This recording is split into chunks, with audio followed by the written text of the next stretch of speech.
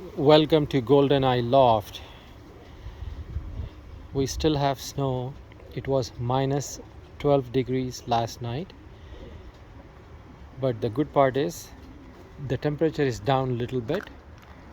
I will show you my young birds in few minutes. So these are the 5 young birds, almost 40 days young, I would say, and this is the first time I put them in the cage.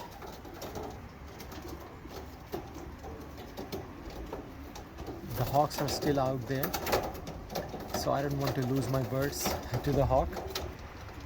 And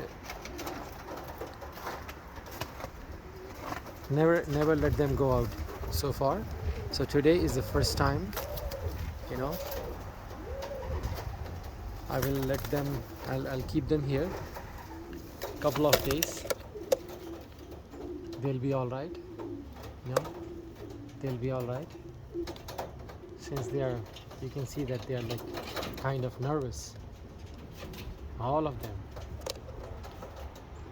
They're panicking, what to do. Never been out.